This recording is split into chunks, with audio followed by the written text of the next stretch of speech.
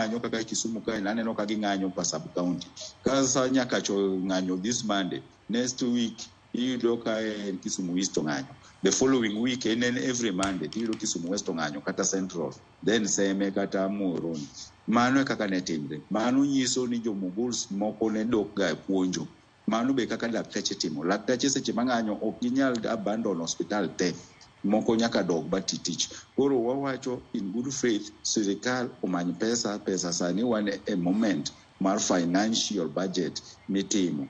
Kae ema wanyalo tengo pesa maiketo mindiko godo jopuonjo 20,046 gi. Kik waketi ni wandiko gi 20,046 kende mondo modong' koro wamanye reason mondo wagolgi. It's true ni jogi onge union.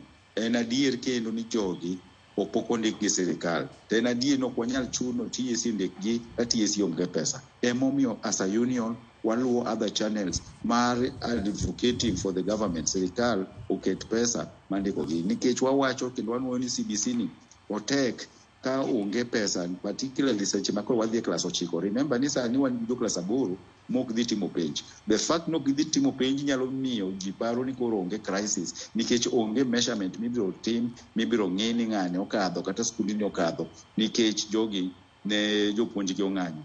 Mar ariyo ne ni TSC kane ndiko jo JSS ne gikawo okang' moro mopogre. Ne giteto jo JSS mang'eny de nodok thuchegi. Ng'eny gi nondik thuchegi makata ka seche makoro ging'anyo to nyithindgi kata nyithi gweng' ema dhi hinyre.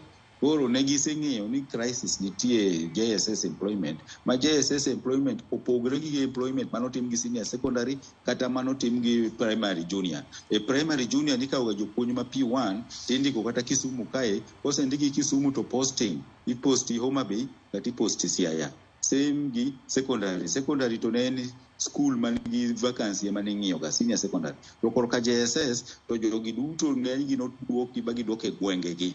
Ma seche makoro ka jopuonj dwaro hinyo nyithindo to giparo diriyo nikech gineno ni magi gi nyithindo ma ging'eyo either estate kata e rural size kata e boma dala kucha iyudo ni puonje e gweng'. Koro wawacho ni ka TSC wan kaka union issues mar dismissal no pok